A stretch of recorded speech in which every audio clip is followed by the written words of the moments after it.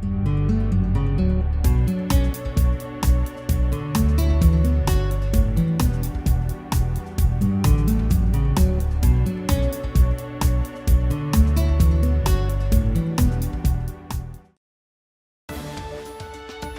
town of Plainville. Established in 1721 at the geographical center of Connecticut. Good evening, everybody. Welcome to tonight's Town Council meeting, November 19th, 7 p.m. I will ask all to stand for the pledge. Councilwoman Tompkins will lead us in that. I pledge allegiance to the flag of the United States of America and to the republic for which it stands, one nation, under God, indivisible, with liberty and justice for all. Thank you very much. We have something to add to our agenda, so we'll take care of that first. All right, Madam Chair, motion Yes. to add the following under new section 11, new business, for number 3, resolution regarding Homeland Security Grant Memorandum of Agreement, and move the tax refunds down to number 4. Number under new 4, business. okay. Second. I have a motion and a second. Any discussion on the motion? All those in favor? Aye. Any opposed? Great, thank you very much. Before we get into the, we have a very nice appointment we're going to be making this evening, but I would first like to take a moment to recognize the Plainville High School soccer team. They did an amazing job this year, and for those of you who may not be aware of what happened, Plainville High School boys soccer was seeded 23rd when the tournament for the Class M championship began. So there were 22 others ranked above them. And Plainville Soccer beat number 3, number 2, and number 1. They won the championship for the town of Plainville. It is the first time the boys soccer team has done this for the town. I want to tell them congratulations. This is a wonderful, wonderful thing. And I hope to ask the soccer team, if they can, you got that nice sweatshirt on there. Are you on the team? You're not. What I would like to do at our next council meeting, Robert, if you can help coordinate, I'd like to ask the team to come here and we can give them a proclamation from the town council and recognize this amazing, amazing achievement, because it truly is amazing. And I will say that I have met a number of the young men on this soccer team because they were a great help to the Pumpkin Fest committee. Specifically, they helped gut pumpkins, and there was like 150 pumpkins that had to be gutted. They came, they were just wonderful. They are polite, they're respectful, and they're wonderful young people who are representing our town. So I couldn't be more happy for them, and congratulations to Plainville Soccer. It's just a wonderful thing to happen.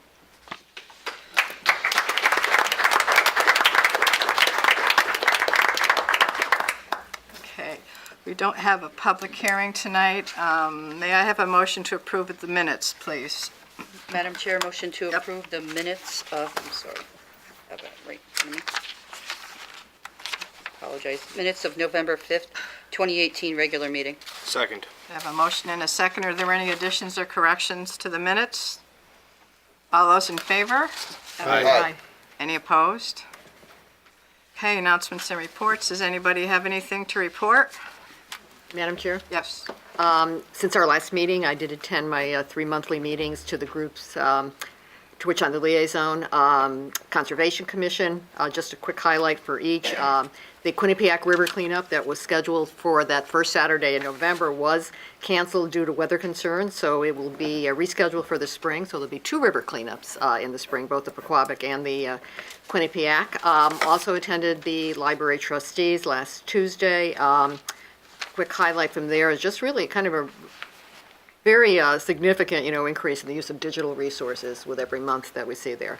And then Committee on Aging, always busy at Always the an seniors. active group. Always busy at the senior center. are. The new member party is on December 6th, and a statistic that I think is very interesting. Over the past year, there have been 170 new members at the Wow. Plainville Senior Center. And I was also able to join other Committee on Aging and other folks in helping out at the Veterans Lunch on November 8th. It was a full room, and it was a very, very nice event. People from World War II, a few people, and through more recent times. And then on Sunday, November 11th, I also attended the annual ceremony at Veterans Memorial Park right here in Plainville. And last Friday, I attended a program called Downtown Trails as Community and Economic Development Engines. Town Manager Lee and Mark DeVoe also attended. It was held by the Connecticut Main Street Center. And the focus was on trails or on parts of trails that are in or near town centers and how you can maximize the effects, and some interesting information that I think may be helpful to us. Great. And that's it.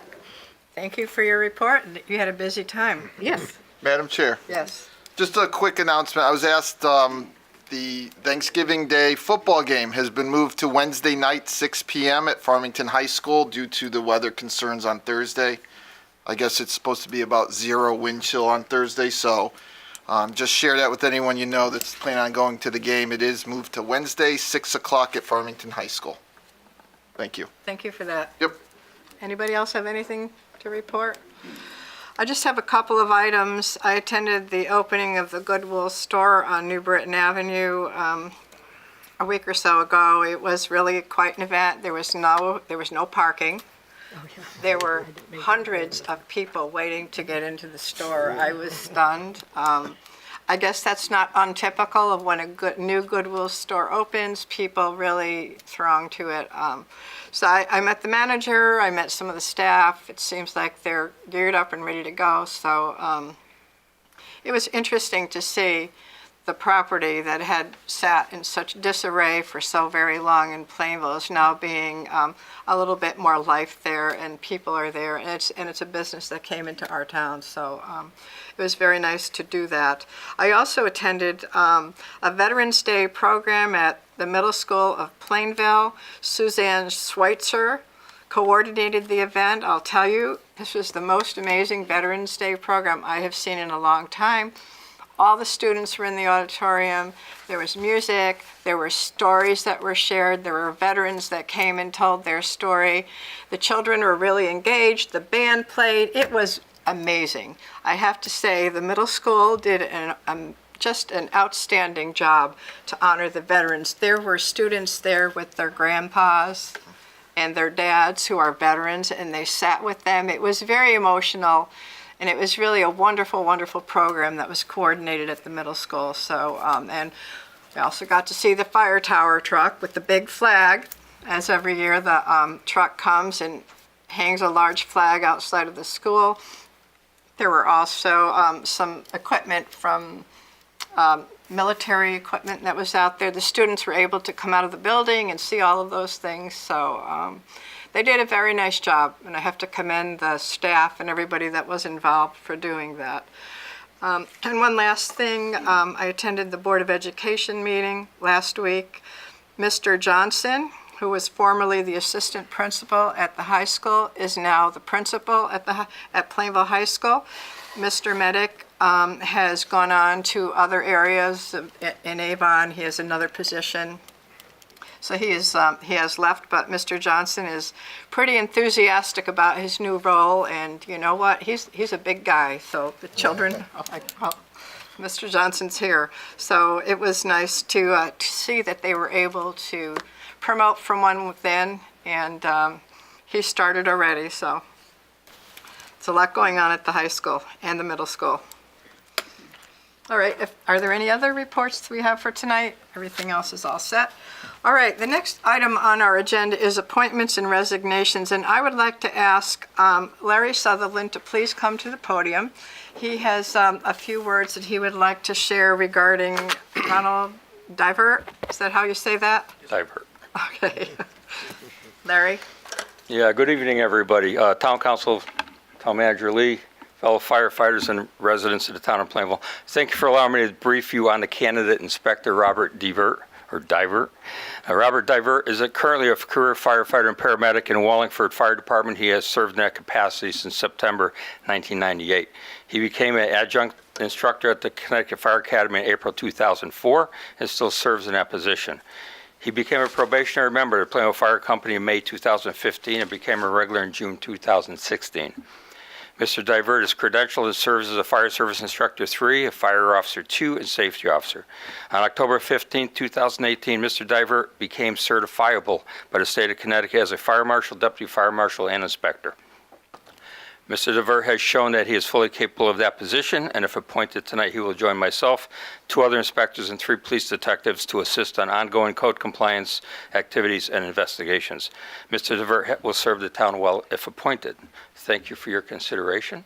I'd like to wish everybody a happy Thanksgiving. All right, thank you for those nice words. All right, so we will now move on to our appointments, so if we can have a motion, please. Madam Chair? Yes. Motion to appoint Ronald Diver of 304 Cook Street as Fire Inspector. Second. I have a motion and a second. Any comments on the motion? All those in favor? Aye. Any opposed? Now we are going to do a pinning ceremony, correct? Okay, so if you would be so kind. Ron's wife, April's going to pin the new badge on Mr. Divert. Awesome.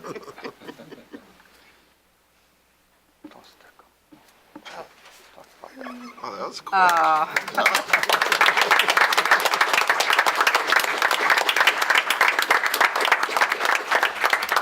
It's wonderful. Congratulations, and thank you very much for stepping up and taking on additional duties, and we really appreciate your service. Thank you.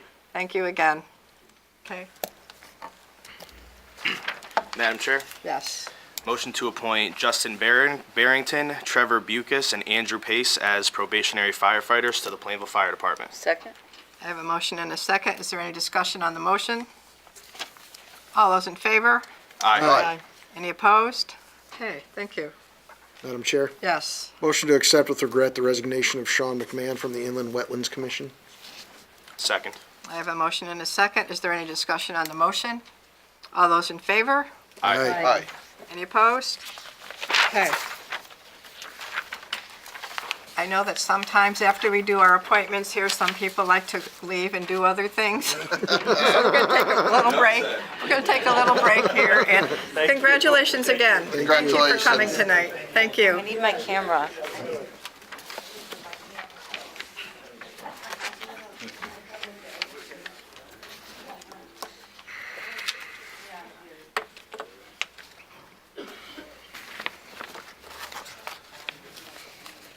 Okay, so that takes care of all of those.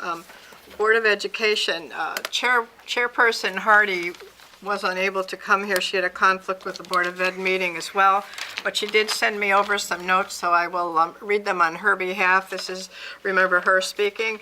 Veterans Day celebrations took place on Monday, November 12th at all Plainville schools. I attended the middle school celebration, driving up Northwest Drive, approaching the school. A beautiful sight of our American flag gently swaying atop of the Plainville Fire Company truck.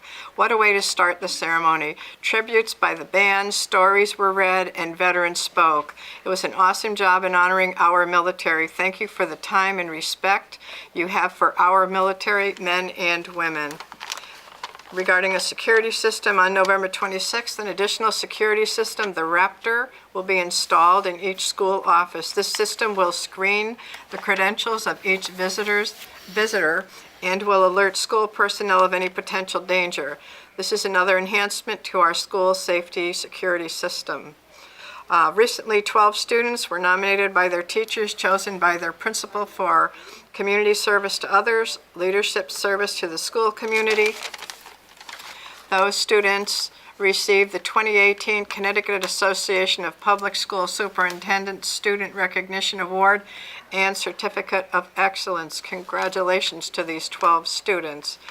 And finally, on November 21st, all Plainville High School students will be attending assemblies on school safety procedures, which will be conducted by the Plainville Police Department. So there is a lot going on. I thank her for her report. We do not have a report of the town attorney, so we will move into the town manager's report. Mr. Lee? Thank you very much. I have a couple of items. One was the water pollution control phosphorus project update, which I'm going to skip since we had a work session on that and we weren't going to ask the council to move forward on that. So we'll bring that to perhaps a future meeting. So the next item I have is the water pollution control crane truck replacement. The water pollution control fiscal year 19 capital budget includes $78,000 to replace a 20-year-old crane truck. This truck is used to service the pump stations, which includes pulling the pumps out of the wet wells.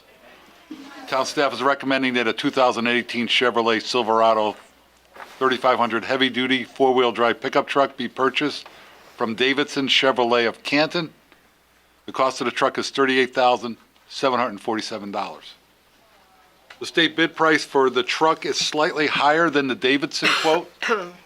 Because the state bid vendor cannot get this truck delivered for up to 9 months, the recommendation is to purchase the vehicle from Davidson. So while we're not using the state bid price, they're actually offering us a price slightly less than the state bid price, which we've been able to confirm. And, you know, when we can get the truck now as opposed to later, because Davidson happens to have one in stock, the other one would have to be made, which has a long lead time. After the truck is purchased, it will be necessary to outfit it with a crane, truck body, and snowplow. Town staff is recommending that this be done by Hartford Truck, utilizing state bid pricing. The total cost of these two items is $68,235. Some additional monies will be needed to install some safety features, including some emergency lights. We don't believe that that'll add up to a total of $78,000. There is an item under new business regarding this recommendation. So we're asking you to approve the Hartford Truck, which is under state bid, and Davidson, which is lower than state bid.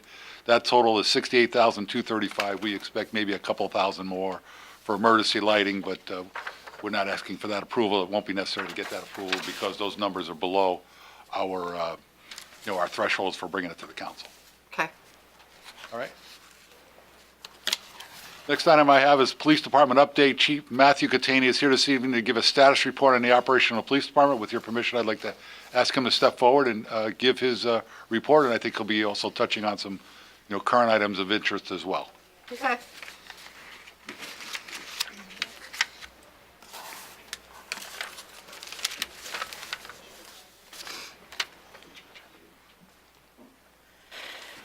Okay, so at the town manager's request, I prepared some information for you on the sort of the state of the department as it exists currently. So we're a few months out from the end of the year. We're tracking at about 17,000 incident numbers to date. To give you a little comparison, last year at the end of the year, 2017, we went to 22,762 calls for service. So we're tracking right about the same this year. We're authorized strength to 38. We currently have 37. I'm still interviewing and trying to get to that number, magic number 38. A little bit difficult. Let's see here. SRO program's doing well. CAD RMS is going well. Training, just a whole host of things going on. Let's see. Some numbers here of interest would be take, for instance, missing persons. 65 missing persons calls to date. There's a state mandate on what we have to do with missing persons calls. It takes about 4 to 5 hours to take the initial complaint on missing persons. I can make a copy for you of the incident numbers, make those available to you. Trying to think of what else you wanted to cover. Just recently, we had these nails in the road incident. Yes. This incident has caused a tremendous amount of problem for us. At first, we responded to it as though it was just an incident where a box of nails fell off a truck. We got kind of delayed with it. Basically, what happened was we looked at it through the lens of this had to be just an accident. So a couple of weeks went by, more nails. A couple of weeks go by, more nails. So twice, okay, maybe an accident, maybe a construction truck with a box of nails on it. Third time, not a fan of coincidence. So we've really gotten into this from an investigative point of view, and we are really doing our best to figure out who's doing this. It's dangerous, it's costly. We've gone to the area tire shops. Firestone had over 100 damaged tires that they serviced. in the last roughly 4-week period. We went over to Goodyear and the rest of them, 20, 30 incidents of damaged tires, all in the same time frame. So we're trying to plot that out and figure out where did these people pick up these screws and nails. What we're finding is it's a, if you will, a mixed bag of screws and nuts, nails, something that looks like maybe would be taken out of a dumpster or maybe somebody's junk bin. So we really can't lock it down through that avenue approach as far as what specifically is the nail or the screw. But I wanted you to rest assured that we are looking at it as a criminal matter, and we are investigating it thoroughly. We are employing some investigative techniques that I won't share with you, hoping that we're able to catch the culprit. We are interviewing a few people that we feel are persons of interest in it, people that would have a reason or an opportunity to commit the act of criminal mischief. But when I was talking to the town manager about it today, I felt it was probably important that we said to you that, yeah, at first when we looked at this, we thought it was just a box that dropped off a truck. So it seems like we got off to a slow start. But I think we're going to catch up on that. As far as other calls going on in the town, so time consuming. I'm looking at the assault numbers. We're up to 287 claims of assault. Okay, and if you think about it, 365-day period, that's a lot of complaints of assault. And if you add a number to this, a time frame number to it, which we do when we do a workload analysis, we might look at something like an assault and assign an hour and 45 minutes to a cursory investigation on an assault case.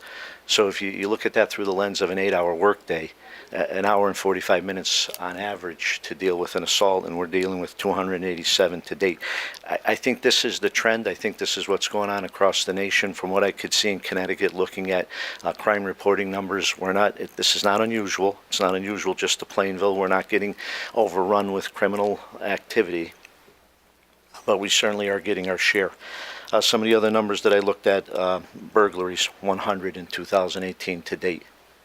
So that's another important number, another lengthy investigation. So again, I'm trying to add for you this concept of the amount of time that goes into doing one of these investigations. Because sometimes we look at it and we say, 38 people on the Plainville Police Department, that seems like a lot. But the reality of it is that we're really just keeping pace with what's being thrown at us. There's definitely time for proactive policing. We're doing a great amount of directed patrols. That's when you see the people in the park. You see the officer go through the park. They may be directed to do that at 1 o'clock during the day, or to take a ride by the banks or the liquor stores, or when the pool is open, to go through the pool area of Norton Park at a specific time. We're still able to accomplish that. By no means am I trying to say that we're in any way, shape, or form overrun, but we are doing a lot of numbers. Domestic violence is another area of concern to me. 388 reports of domestic violence to date. Now, to give you a compare and contrast, last year on the domestic violence, this is on the non-criminal domestic violence. This is where no one was arrested. 433 last year, 388. We're tracking about the same. Let's see some other areas of interest. Motor vehicle evading accidents, another time-consuming situation. As you can imagine, somebody hits your vehicle and they flee. We're looking for debris, evidence, witnesses, follow-up phone calls.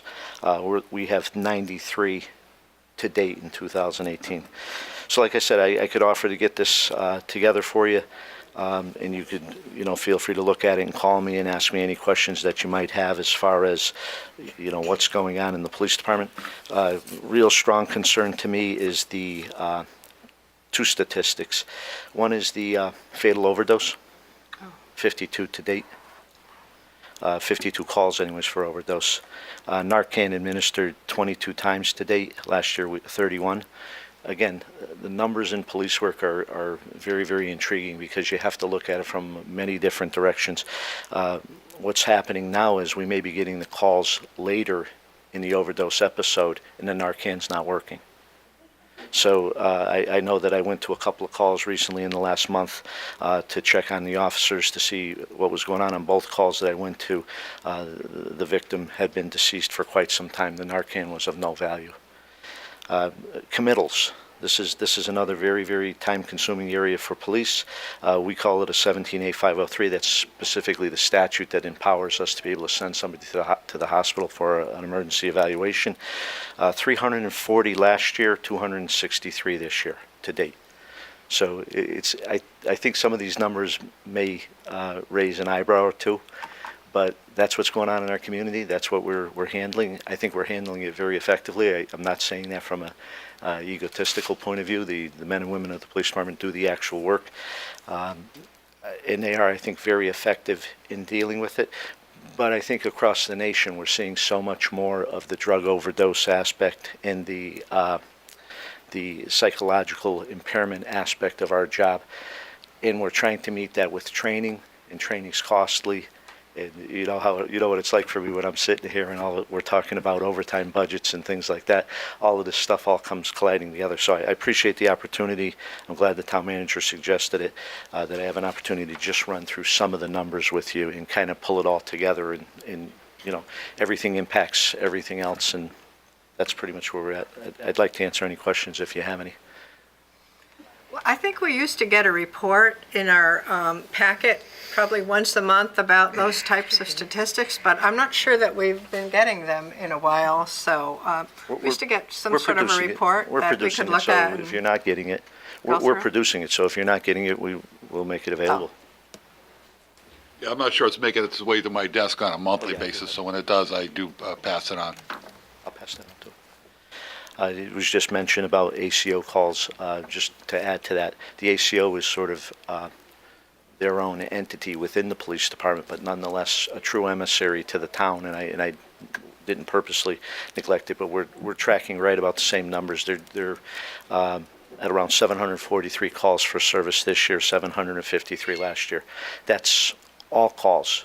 And then you break those calls down to vicious dog, roaming dog, neglected dog, that type of thing. But again, if you just take the simple numbers of 365 days in a year, and obviously we don't work every day, obviously there's vacation and days off. So that's a very active animal control unit. Any other questions? Madam Chair? Go ahead, Chris. With the snowstorm last week, I got a couple calls about overnight parking in the street. And Just call us. okay. Just have them call us. And what is the ordinance exactly on overnight parking? I can't cite it for you verbatim, Yeah. but they should not be on the road while it's Correct, yeah. snowing, obviously, Is it definitively. November 1st? December 1st. December December 1st? Okay. So what we would do is we would normally just knock on the door and say, Yep, yeah, we'll try to do a no one's- training yeah. issue. Okay. But again, we got to be concerned about whether it's a private road. We've gotten calls from private road Yes. developments that want us to remove the cars, and Yes, okay. that's where there's some confusion on that. But All right. but Thank please you. have whoever gives you a call like that, just have them call the PD. Okay. We'll go through and take care All of it. right, thank you. Did Madam you Chair, have yes, a comment? question and a comment. I think you said 52 overdose calls year to date, something along those lines? Yes. How many people is that? Not how many calls, how many people make up the 52 calls? Is it 20 people, is it 30? Well, no, How many are that's- repeat? Well, no, that statistic is the 52 times we went out. So understand if that that, was a but repeat how many- flyer, if you saw on Facebook a while back, neighborhood was up at arms that we had gone to the same house 3 times. Some of that is true. So that's what I'm trying to find out. If you went out 52 times, how many people did you serve? Yeah, I couldn't You give you don't that know? from this statistic. I would know. Yeah. By taking the But name. just off the top of your head? No. Yeah, okay. No, I'm but I will s- curious. I will say to you that the frequent flyers, so to speak, are known to us. Mm-hmm. And I will tell you that I'm 99.9% sure that that's not the great abundance of numbers there. So let's use 50 as the round number. Mm-hmm. If there's 5 people within that 50 that we've gone a multitude of times, I think that would be a great number. That would be a huge number. Mm-hmm. Off the top of my head, and again, we hear about this because the officers talk about it, Mm-hmm. I would say there's 3 individuals, and unfortunately, we lost one recently. Mm-hmm. So one of those frequent flyers had finally ended up succumbing to their habit. And then just a comment, actually this morning as I was getting ready for work, my girlfriend said to me, do you have the chief's email? And I said, oh boy. But she wanted, we live on Welch Street and we walk on Webster Street quite a bit where the stop sign tends to get run through pretty frequently. And we see patrol parked there some mornings, and we've seen some stops, and she wanted me to pass along a thank you for that, because the speed on that street is incredibly high, but the people running that stop sign, so it's nice to see some patrols there, and she's hoping to see more of it so she doesn't have to listen to me yell slow down and stop at cars passing us as we're walking in the morning and the evening. Yeah, that's contraindicated. We don't recommend that, vigilante. I didn't say vigilante, I'm just reminding people that there's a stop sign I'm going to go one step there. further with you, Mr. Nazo, just. But no, she wanted me to pass along, and I wanted to thank you as well, because that is a tough street to walk on. I mean, I would choose not to, but I have no other way to get off of Welch Street with my dogs than to walk on Webster Street, so. Tremendous amount of complaints on speed. Obviously, we talk about it all the time. We've talked about it with the council on numerous occasions. Last year, 3,776 stops. So that's a tremendous amount. This year, we're tracking a little lower, 2,460. Well, that'll probably be picked up to around, conservatively, probably 3,000 by the time the year's out. But I will say to you that we get a tremendous amount of complaints about speed. Again, taking the 8-hour day pie and carving it up. If you get a night where you've got an accident with injuries, an overdose, in a medical call, you're not doing traffic. Mm-hmm. So we're trying to juggle. This traffic duty position amongst 22 or 24 patrol officers, not counting the supervisors, because the supervisors are supposed to be overseeing. They occasionally will write a ticket. Our friend John Quilter, Sergeant Quilter, writes a few. So, some of the sergeants will. Some of the sergeants have other duties that preclude them from doing that. But I would say that from my former life in Simsbury PD, that's a pretty sizable number of stops. When you say to yourself, well, we're busier. But it's more densely populated there. Mm-hmm. And there's more people traveling through Route 10 and some of the side streets. I'm always kind of surprised, but yet I understand why people think 600 cars down their street's a lot of cars. But on literally narrow paths that were paved at one point in the 60s and really didn't improve much since then in the Canton, Avon, Simsbury area, we were handling 4,000 and 5,000 cars a day on those roads. So I understand that Pearl or West Pearl or any other number of streets will say that, we have 600 cars coming down the street. That's a lot, because volume is partially perception, and speed is partially perception of volume. So we're trying to get a handle on all these things, and then every now and then something like this nail case, the screws in the road, nails in the road case comes up, and we'll divert our attention to that to try to get that resolved. The drug issue, though, what I love about this community, I love serving here, and I just want to say this is nobody's shying away from it. Nobody shies away from me addressing it. Nobody shies away from me wanting to attack it. In some communities, it's taboo to talk about your drug issue. Here, it's not, and we get the authority to. We're blessed with counsel in public that say to us, get it under control, and they're not bashful about it. So. We're taking that up we're taking that mantle up and saying, yeah, we want to get that under control. We've been doing some surveillance right from patrol. We're not asking for undercover officers or put somebody on permanent assignment to the State Police Task Force or anything like that, which I've done in the past and is not nearly as effective as what I'm seeing with some of my aggressive officers who, right from their patrol car, are making heroin busts. Right from their patrol car, they're finding out where people are dealing out of. So, it's pretty remarkable that with a marked patrol car, with a little bit of ingenuity and a little bit of, tenacity, they're finding people who are dealing. You might have seen recently, and I was talking to Mr. Lee about this, I wanted to just address this. You might have seen recently in the Bristol paper that we lost a case with 140 odd bags of heroin. In the reporter, which is not this young man here, said something along the lines of the case was thrown out. Well, the case wasn't thrown out. It was nollied, but there was probable cause for the arrest. The problem came down to a real technical aspect of the law, and this young man just got a break because of a technicality in the law, but we still took 140 bags of heroin off the street and still stopped him from making those sales that night and potentially killing our families. So. I love to give you whatever information you want. I think transparency is the key to our success. So if you guys want this, and Mr. Lee gets a hold of me, or any one of you gets a hold of me, we'll get you the numbers. Feel free to call me on it. If no other questions, None for me. Any other questions for the chief? Thank you for coming All right, thank thank- and thank giving you. us an update. All It's right, much thanks. appreciated. thank you. Okay, thank you. I would, when Chief Catania talks about transparency, it's not only the talk, but he walks the walk. And what I mean by that is, while I have an open door policy where anybody stops in and, at any time, and they come in and talk to me about just about anything they want to, the chief does the same. It's pretty easy to get a hold of him. If you walk in, he'll take the time to see you. If you call him up, he'll have you come down that same day. If not, right after you hang up the phone. So I've heard a lot of good comments about the fact that he's very accessible. He's very friendly. He's not overly defensive with respect to the police. And if we're doing something if they're doing something that he doesn't believe is the way he thinks the department should run, then he does something about it. He doesn't sweep things under the rug. So I think that has helped the reputation of the Plainville Police Department, and I think it's helped the reputation of the town. And I'm proud of the work that he's doing as well. Just wanted to point that out. Next item I have is the town's 150th anniversary discussion. Plainville's 150th anniversary will occur next July. The Plainville Historical Society is currently in the process of planning various programs and activities to recognize this historic event during 2019. The society is inquiring whether the town council may be considering a larger celebratory event. I know it's something that we have not discussed in the past, but in speaking to Rosemary Morenti about this, and she attends and is a member of the Historical Society, we thought that we'd be, at least have some discussion about it at the council level.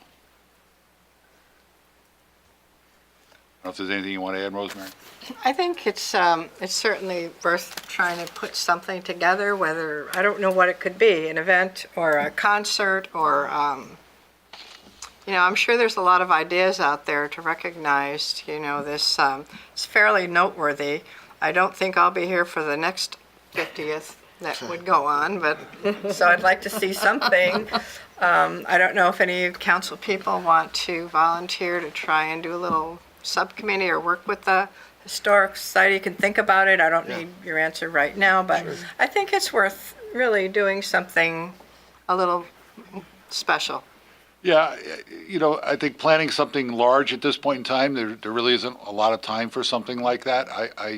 We could, if you like, is perhaps see if there's people in the community who would like to volunteer to sit on a committee and to maybe come up with, something that might be appropriate. We try to do that, relatively quickly and perhaps meet early, next year, early in January, and see if we could do something relatively, again, even doing it, a 6-month planning it, in advance, even for a large, event is very difficult. But perhaps something that maybe some ideas that could be You put can forth. ask the schools that they want to have a representative to participate.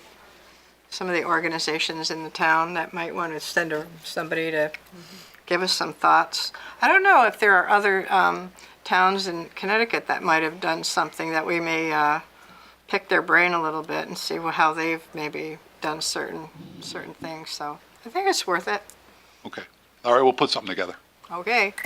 Next item I have is the Tomaso Nature Park report. Art Marino, who is the lead volunteer for the Nature Park, is here this evening to give a report. So Art, with your permission, I'd like to ask Mr. Marino to step forward, and Great. I think he's prepared to give a report. Yep. He's got some paperwork there, so. And he promised he would come here and give, I think, 3 times a year, I think, the last time you said it. Yeah, it's roughly around 3. We'll get in here. Okay. Basically, right now, the park is closed. And closed it for the season as of the 15th. This year, because of the weather, the heat, and the rain, we only had about 168 people go through the park. The nice thing is we're not just getting Plainville residents going through there. We're getting people coming from New Britain now. I had 4 groups from Oak Hill. Okay, they came down there, they had scavenger hunts, they came down there, they did drawings, they did all kinds of things down there. So you know, it's not just Plainville residents. We're getting them from all over. So I'm basically turning around saying the heat and the rain, I'm not going to worry about it. We still got 168 people. Last year we had 290. So that's not that bad. But I had the opportunity to take a walk through the nature park with Mr. Nazzle. We talked about some of the things that I'm looking for down in the park, which may turn around and solve some of these problems. Because we have people going through those turnstiles. We're not getting a count. So it would be nice if we can put some counters on those turnstiles. And let's see what we're getting for people that are going through there for lunches, that are going there on the weekends to take walks through there. Okay? I have no count. And they're not calling and letting me know. So maybe that's what we need to do. Okay? The other thing I'm looking for, we're still looking for the sand beds. Okay? Last year I sat with a scout and we basically tagged 300 turtles. Right now, I have 4 people that have called me up and they have found maybe 90 of those turtles coming out. Okay? And the trouble is, they're not laying their eggs over near the pond in the marsh. They're laying them down where the old Knights of Columbus used to be, in the people's yards. Okay, and the reason for that, it's a sandy area. So what I'd like to do is get together, possibly get some sand beds laid in the park so the turtles will stay within the park and not damage anybody's properties. Okay, and the last thing I have is the second bridge in the park. And Jesse knows which one I'm talking about. We have one bench on one side, but when I was with Ruth, and we used to do this every time, we used to park on the other side, and she used to have a wide open look at the marsh. There's a lot of people that have asked, can we get a bench put on that side? Okay, so I'm looking to see, maybe we have one sitting around that we can have put down inside there. So, as far as I can see, like I said, the park is doing well. Okay, next year, we're gonna push again, okay? I'm not gonna quit. I know everybody's wondering, okay, I'd like to just add one thing. The Plainville town paper put an article in there about me looking for a donor for a kidney transplant, okay? I've had a few people call and ask, and they were concerned about me running the park. You don't have to worry about it. Okay, I'm still going to run the park. I'm on dialysis. It's keeping me alive and it's keeping me going. And the doctors even said the same thing, that what I'm doing right now is keeping me alive to do what I'm doing. Taking a walk down the park, taking people for tours. I'd love to take you people down there too. Jesse's been down there. Okay, I'd like to get other people in there. So I'm opening it up now. Okay, anybody that wants to go, give me a call. I'll be more than happy to take you for a tour down there. And like I says, don't worry about me looking for a transplant. I'm going to do it. Okay. I'm thanking everybody for their support on that. And like I says, I hope everybody has a nice holiday. Just think about it. If you can become a donor, that's given a gift of life. Okay. That's going to help people like me and others out there have a better lifestyle. And maybe we can enjoy the holidays also. Thank you. Thank you, Art. Thanks for all your time and energy.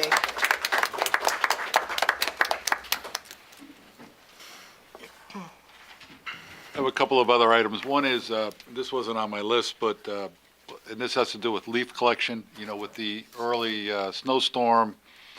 Public Works made as plans to, you know, recognizing that if they did a full plow, like we normally do in these types of storms, that that it would probably end leaf collection because of the windrows that they would, you know, and knocking the piles into larger snow banks. So they made some plans to do less than what normal, especially based on the fact that there was warm weather that was planned for the, you know, following days, and we've seen that that occur as well in terms of snow melt. We don't know what's going to happen over the next day or two. It looks like we'll avoid any type of snow accumulation, any significant snow accumulation. The Public Works Department was out today collecting leaves, and they intend to do that, you know, going forward. as weather permitting. They're not sure, based upon the fact that it's supposed to get cold over the weekend, that they'll do it over the weekend, but, the long-range weather report indicates that, it's going to warm up again, back to normal temperatures, next week, and they will continue to collect leaves as much as possible. They will ask for those people who have piles of leaves that may still have a little bit of snow cover, if they could uncover those.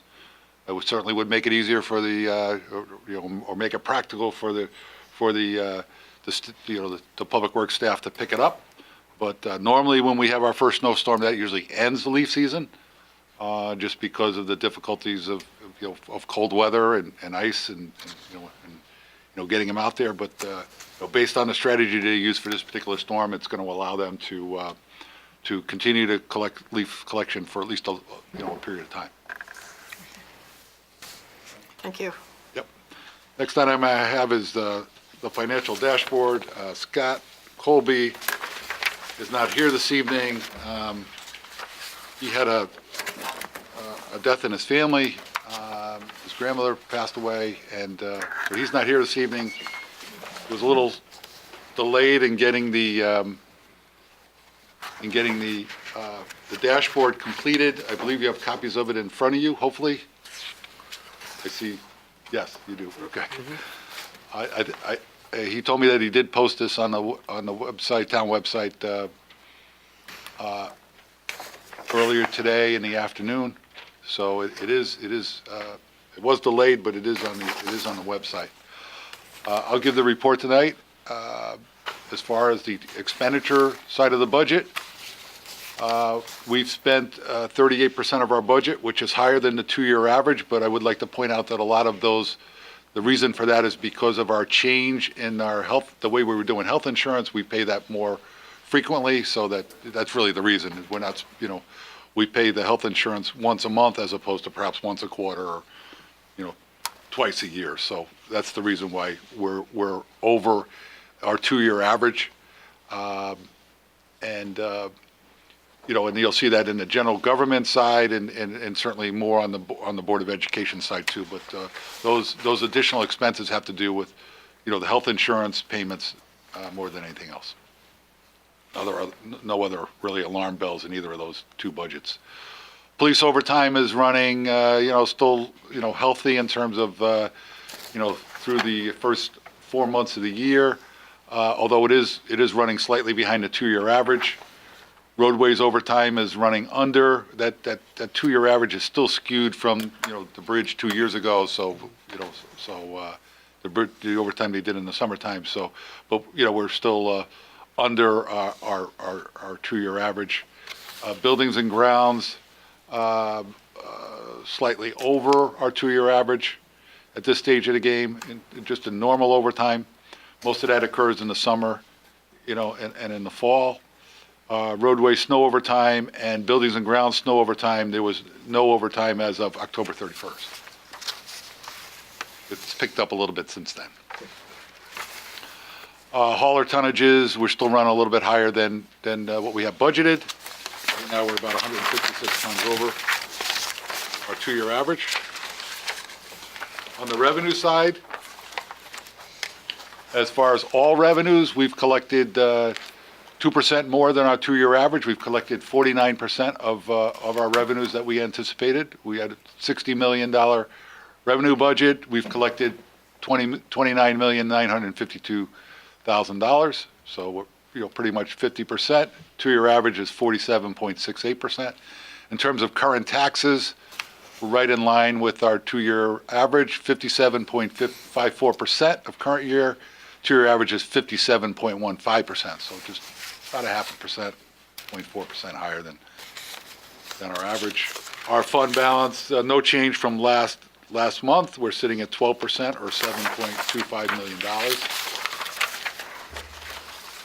As far as our special funds, recreation fund budget is running higher than our 2-year average on the revenues, on the expenditure side by about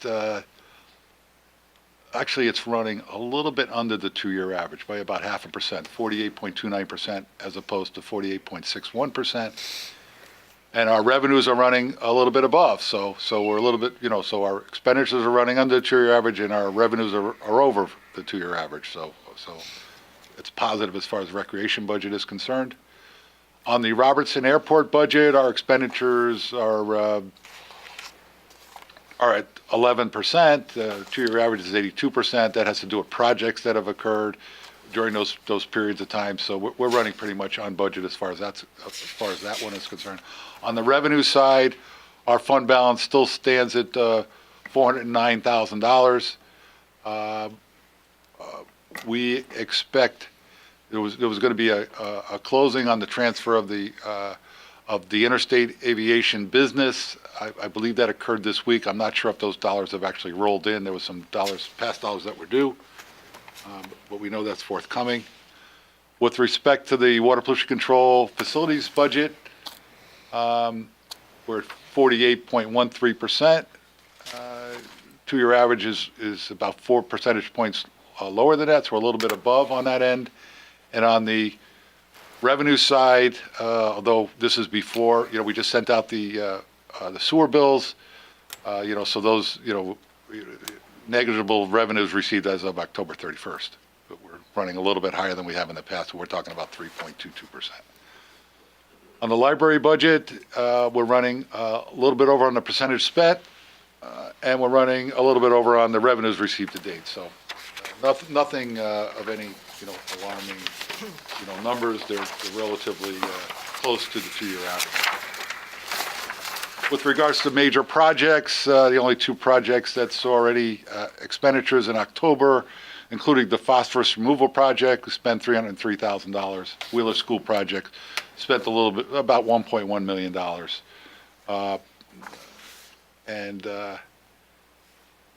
We had a little bit of expenditures on the Northwest Drive rehabilitation as well. But we're within budget on the projects, and they're moving along as projected. That's all I have on the financial dashboard. I do not have any happenings for this evening, so I apologize for that. I don't have that for this evening, but certainly available to answer any questions you might have for me. Does anybody have any questions or comments for Robert with his report or the financial dashboard? Thank you Then I for the apologize. update regarding the leaves that was asked of me recently about if we're going to resume the leaf collection, and certainly it's determined by weather conditions at this point in the game, so. They're actually raking leaves from some of the snow piles because they're accessible. So it's the job's a lot harder, but had we plowed those leaves to the, all the way to the curb, we wouldn't be picking up leaves right now. Yeah. If the weather continues to be prohibitive to doing them now, is there any thought that perhaps in the spring there may be an attempt to collect the leaves once the spring thaw has happened and leaves are still around? Is there any chance that would happen? Or is that too hard for the other projects that they have to take care of? I don't know if that's a possibility. We would have to evaluate it at Okay. that time. There's, spring has its own, list of challenges in terms of what needs to get done as well. So, we have drainage ditches we have to open up. We have roads that we're preparing for paving. So Yeah, I know. They have a lot that they do. I just thought maybe even if it was like a 1 week pass through. All right, talk to I know Dominic, he's going to say, oh. I don't want to. I don't want to give anybody the impression that we may be doing something in the spring, so they figure they don't need to do anything right now. So. Oh, well, I understand. I'm just thinking if this weather continues the way it does and the leaves are still all over the place and then it freezes and then we have to transition to snow plowing again. I would say no for now. No for now? Okay. Might change our minds in January, but no for now. All right. Well, I just thought I'd put it out there to see if that was a possibility. Okay. Okay. Anybody have anything for the town manager? Anything else? All right. Thank you very much for your report. The next item on our agenda is our public comment section. During this time, we invite the public to come to the podium. Please state your name and address. You'll be given 3 minutes to speak. I don't know if we had any sign-ups. Did we have a sheet out there we could check? John knows he was first. Let him go. John was first. He was Says he first, was. third, and last.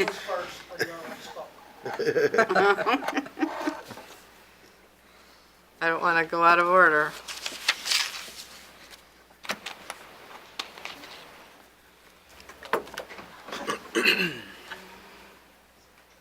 Kathy. Kathy, so this is going to be done away We're not doing, with, that one. thank you. Okay, Art, you're all set. John Kislick.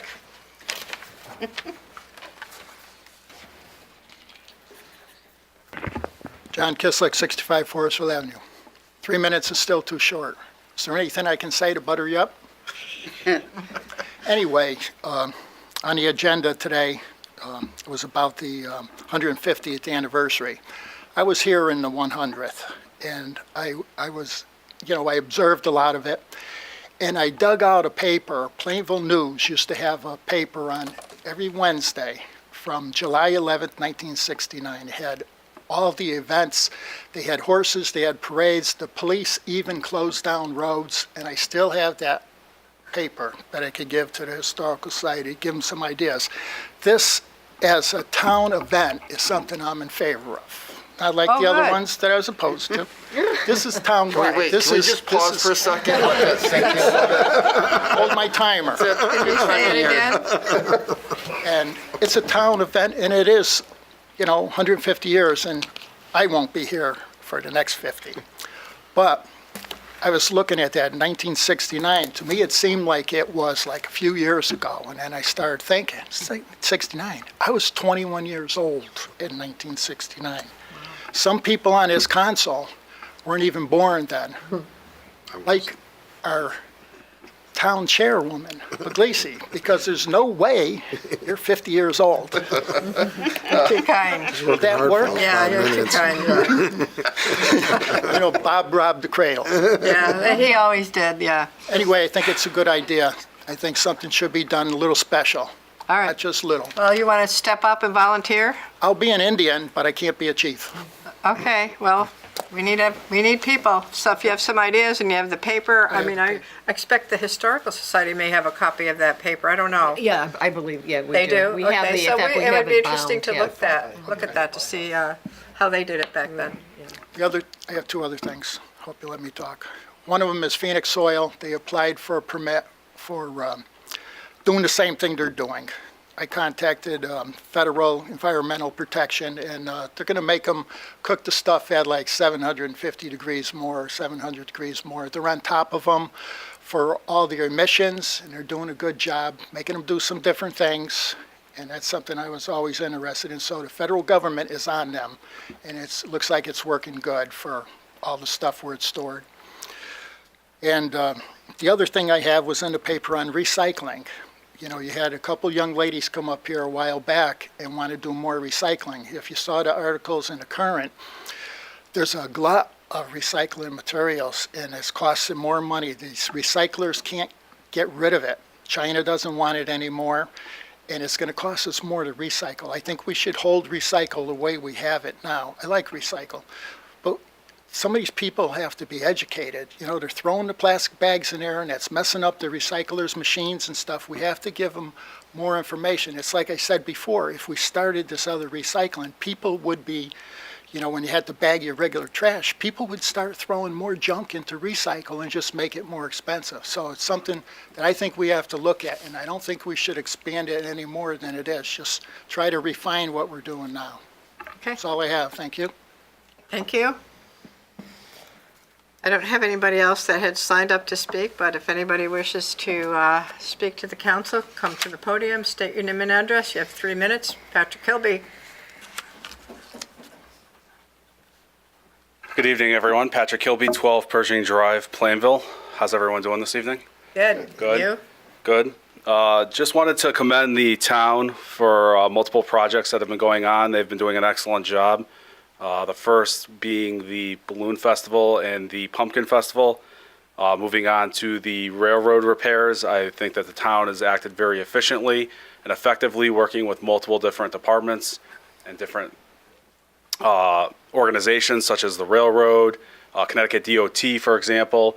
They went ahead and effectively closed down those 3 intersections and reopened them back up. It was phenomenal. I've gotten a lot of compliments from my neighbors and people around town on how effective that's been going, as well as our economic and development director has been doing a phenomenal job. As a lot of people have seen lately, we've been pulling a lot of business here into town, a lot of big box stores. Goodwill has been brought up tonight as one of them. With all of these positive things that have been happening, you have some downsides to it, and the downside of pulling in more business in the town, especially big box stores, like the chief has mentioned tonight, is our calls. Unfortunately, our police department, I believe, has been stretched too thin right now. I'd like to see that this council be proactive and look into the future and adding a traffic unit with a dedicated officer or officers that can monitor the roads. A couple of people this evening have actually mentioned about speeders, people going through stop signs. The chief has mentioned about his average call times with officers on how long it takes to complete an average call here in town when they get called to certain types of larceny or drug calls or anything like that this evening. So I'd like to really see that this council look into the future, expand our police department operations, look at adding a dedicated traffic unit, as well as, this time of year is Christmas time, right? So maybe this council's in a giving mood on maybe adding some more to our police department. Another thing with our police department that I'd like to see in the future, excuse me, is, a lot of you guys might on the council or members here of the public or town staff might have a garage that you could pull out of during the winter time and not have to clear off your car of ice, sleet, or snow or anything like that. Our poor police officers have to clear off their cars all hours of the day during snowstorms.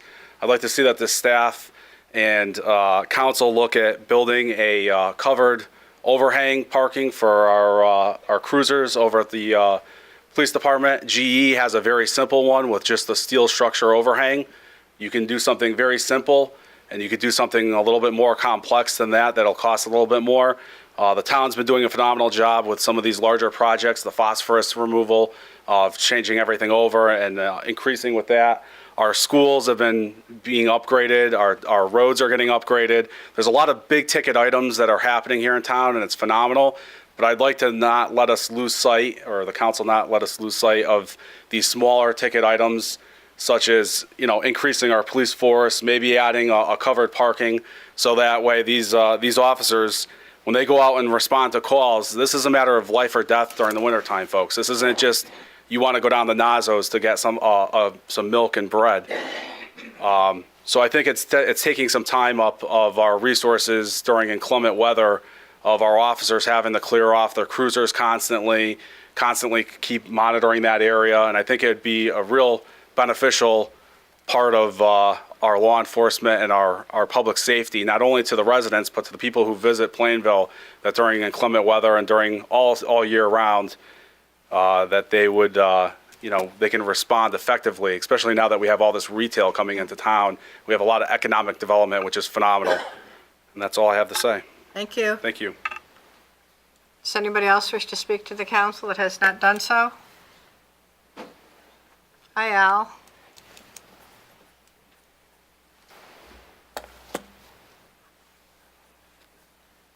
Good evening. My name is Alfred May at 24 Hughes Street.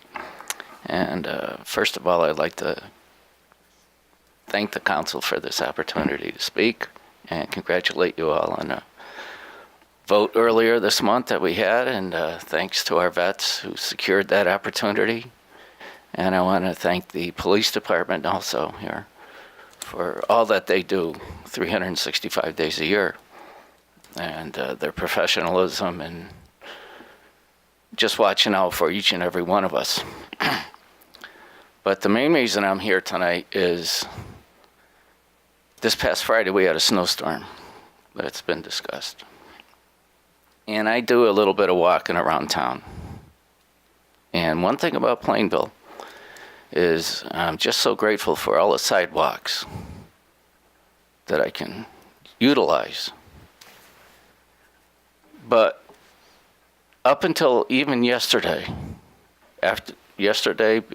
around noontime, I was surprised and shocked at the many businesses, residents who fail to adequately shovel, where it forces me and many other people, like on a business that's on a corner, they push it right to the corner. So I gotta walk out in the street, and there's a big pile of snow, and if I'm coming this way and the cars are turning to the left, I'm walking into the cars. And people that don't shovel their driveways, and then the one that gets me the most is when the fire hydrants aren't addressed. And I would appreciate that the town would put maybe something in the local newspapers. And I do know that there's ordinances that, people are responsible to do this. And I do recall last year there was an incident right here on West Main Street, a business. There was a big snowstorm. Took 10 days before somebody got on that business. And it was right on Main Street. I mean, you could see it from this building. And I had to walk out on West Main Street. And I don't want to see this again, please. For anybody, I think of handicapped people. I'm fortunate, I'm still able to walk and walk healthy. But when I see people that are handicapped, and there's several of them in town, people that visit the businesses and they want to go out to their cars and stuff, it's not right. So if there's anything the town council can do, coordinate something, I'd appreciate it. And I would like to see good practices going forward for everything. And I wish you all well, and everything you got to do for the town. I appreciate all you've done. I see new faces, old faces, and I really appreciate what Plainville does for its residents and everything going forward. Thank you for your time. Thanks, Al. Does anybody else wish to speak that has not done so?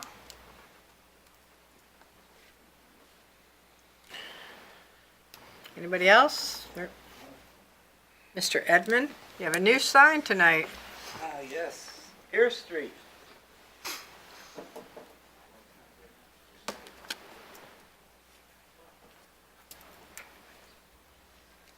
Oh no, to pass on Pierce Street. Well, as all the other streets. Joel Edmond, 63 Hollyberry Lane. No rail, no trail, and no thank you. I want to be perfectly clear that I am emphatically opposed for this town council record that I'm emphatically opposed to any trail through Plainville that is not built on a straightforward, already cleared and based out abandoned railroad bed. Anything longer than the 3.05 miles of active railroad track across town would be negatively impacting to homeowners and traffic and Norton Park. Also involved is the extra cost to build and maintain and the destruction of several thousand healthy trees.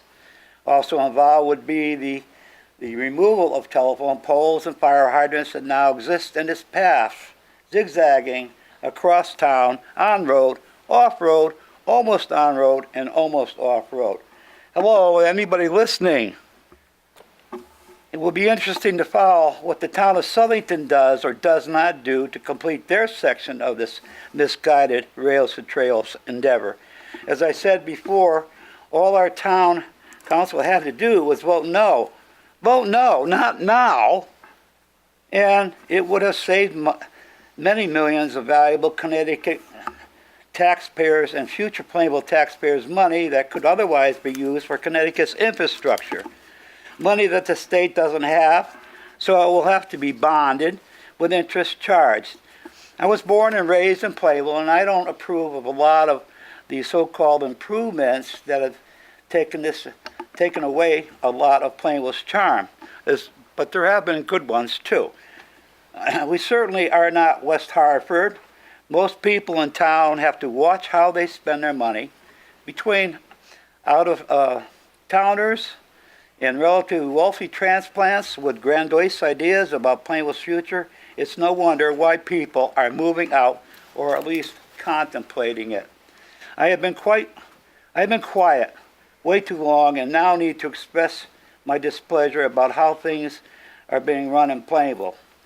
Not all can be blamed on state and federal mandates, whether it be education or local town government. I have done some extensive traveling, and I'm happy to say Plainville, in President Trump's vocabulary, is not a shithole. And believe me, I've witnessed a lot of them, especially outside the United States. I agree, some of these so-called improvements are quite tasteful, but many of them were not needed, which put us more into debt. Mr. Edmund, your time has expired. If you could sum up, please, I'd appreciate it. Okay, last paragraph. I hope our veterans will be able to enjoy Thanksgiving dinner instead of just going to McDonald's or Burger King. Just saying thank you for your service is a little bit too easy for what our veterans, including myself, gave up for our wonderful country of the United States. And I also think that what the town has done for our veterans so far is great. Thank you. No rail, no trail, and no thank you. I have more, but Oh, I'm sure. that's because of the 3-minute rule. You know, we should have I know. 5 minutes. I know. Does anybody else wish to speak that has not done so? Anybody else? I'm going to close. Okay, I've closed. Thank you for your comments. We'll move on. Whoa. Oh, Joanne, I didn't see your hand go up. Well, I was looking over there and Well, I know, Joanne, I asked. You pull that one fast. I asked 3 times, Joanne. You know I always speak. I thought maybe you didn't have anything to say tonight. Yeah, I do. I do. Right. I do. I do. Joanne Edmond, 166 West Main Street. Trail. For the record, for Carol, our wonderful town clerk, for the town council minutes of meeting, this is a quote, I strongly oppose alignment C of the trail and any trail alignments that impact neighborhoods, front yards, backyards, streets, traffic, and parks. We don't need it. It's mostly out-of-towners that want it. Some of you officials, you need to be polled to find out where you stand, because I don't see that you're really in the corner of the people yet. Certainly you haven't had anything in the paper about how if you're for it or not. So I say no trail, no rail, no trail, and no thank you. And I think that soon we should get some kind of an opinion, because we're going to be in this design stage. I know they're going to push to bring that design stage forward. And I think that we need to find out just how you all feel about it. So, I had sand. Okay, I'll go on to another subject, because I think that, for the record, I want it said that I oppose this trail. Because there haven't been too many places in the minutes where it really says that people are opposing this. And people, it's got to be said and recorded that people are opposing this, because I don't want it said down the line that we didn't care. We do care. So, anyway, now we'll go on to the Tomaso Nature Park. Mr. Marino said that we need sand for the turtles. Why haven't we had sand for the turtles? How many years have you been asking for it, Mr. Marino? Just 2. 2? Why don't we get the sand out there? We're going to get the sand out there for the turtles? Yes, no, what? We'll talk about it, Joanne. You What? know, we'll talk about it. I have not heard about this other than You had a our whole, Joanne. the pitch pine forest was Joanne. full of sand. All right, And we need 2 loads or 3 loads. How many loads do we need? Joanne, your time is expired. How many loads do we Joanne, need? 2? 2 lousy loads of sand? We can't okay, your time is up. provide sand? Thank you. And I have a question for the chief. Time is up. Your time is up, Joanne. Buses running through Plainville, bringing in Joanne, criminals. your time is expired. Thank you. There are others that had a little longer time up here. 3 minutes. Everybody got 3 minutes. Anybody else wish to speak to the council that has not done so? Mr. Albert?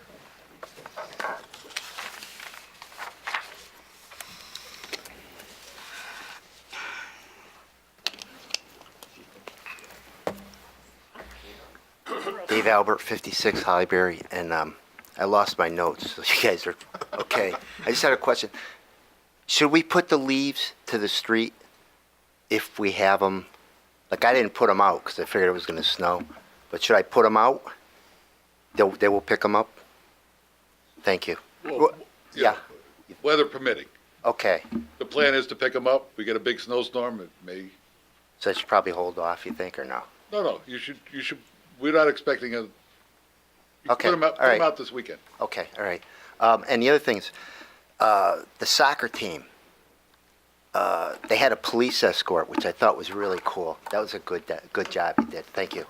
That's it. Thanks. Thank you. Does anybody else wish to speak that has not done so? Fuss about me. Anybody else? Mr. Spencer?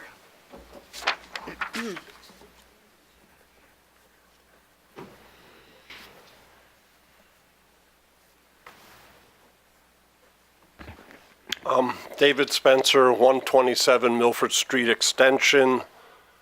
I've read in the paper that there's been $4 million or almost $4 million budgeted for the design of this trail. What can somebody tell me what that means to design a trail? And I mean, in my mind, to make a design is just kind of make a plan. And I don't see how that could possibly cost $4 million, especially, in this day when the state is technically bankrupt. I mean, sooner or later, the crap is going to hit the fan in the state and somebody's going to wake up. Do any of you know what the $4 million is actually for? I mean, it's just words to me, a design for a trail. I mean, to me, it seems like you could, sub it out to the high school kids in the graphic arts or for $50, so it's like, well, tell me, what is being designed? What design costs $4 million? What's that mean? I can give you some information, and if there needs to be additional, we can certainly supply that. Well, we could give them, engineered. we could give him a phone number of the person at the state that he could And talk you can to, and you call can get them. it directly from the horse's mouth. We didn't Okay. design, we didn't give, Well, we didn't that's a put good the number start. together. We didn't make up the number that came from the state. We'll give you a state person to contact. I mean, it seems like $4 million would get a lot of a trail built, not just designed. I mean, it's like weird. We can give you that information if you'd like it. Okay, and how do we, as the citizens of the town, find out what goes on behind the scenes with this trail that we don't know anything about. What kind of deals are being made? What kind of meetings are being held? You look puzzled there, Kathy, a little bit. I don't know of any behind-the-scene deals. Okay, and well, for meetings, example, secret things happening. Well, hold on, if there's before you get a meeting- little cynical here, let me just explain to you, because you did call me out, so I'm going to answer you. London, I am unaware give me a of chance afterwards secret then. behind-the-scenes meetings. Totally unaware of any of that. When we have had several public meetings where the public could come and look at design options and all of those kinds of things. I do not know of any secret meetings. Nope. That was just speculation. I'm throwing it out there. I don't know. Well, for instance, okay, well, talking about these meetings, was it last spring or late winter? Suddenly there was a meeting scheduled for the Plainville Middle School. In my naivety, I figured you felt, well, there are a lot of Plainville citizens interested in this thing, and this small room wasn't going to hold everybody. When we get there, all of a sudden we see that the room is stacked with out-of-towners, and every one of those out-of-towners that stood up was in favor of the trail going through Plainville without knowing anything about Plainville, our situation, or anything. So somehow, all I can assume is the town council meeting, or that meeting was moved from here to that venue because you knew these people were coming and you needed a huge venue for all these people. So there had to be some kind of planning for that. Somebody had to know these people were coming, and how does that work? You didn't just happen to schedule the meeting at the middle school and all of a sudden hundreds of people just happened to show up and they were all in favor of the trail and they're all from out of town. That's just a little bit coincidental, okay? Okay. That's your opinion. Your time has expired. Do you have anything you'd like to wrap up with? Yeah, I just want for the record to read that I, as a citizen of Plainville, am emphatically opposed to this trail, and I wish that $4 million could be used for something a lot more useful than designing a trail through Plainville. Does anybody else wish to speak that has not done so? Yes, sir.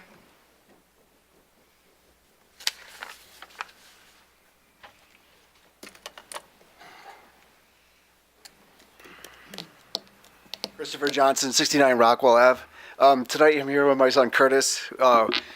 He's a Boy Scout in Troop 425 out of Bristol, but we live in Plainville.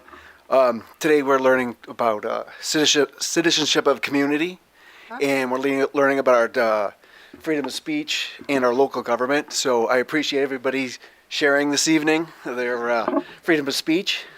Yeah, it can be interesting here, Trevor. But we've all, But welcome to our... what his grandfather and many other veterans have fought for. So thank you, everybody. And Curtis and I are both in favor of the trail because we both enjoy it in Farmington and Simsbury, those other towns that help support it. So thank you very much for your time, and I appreciate you guys giving us the time to be here. If there's anything else you would like to learn about from town or local government, we're here. Town manager has always got lots of information, so anything we can do to help out, please make sure you do that. Thanks for coming tonight. Does anybody else wish to speak to the council that has not done so? Mr. Fringos.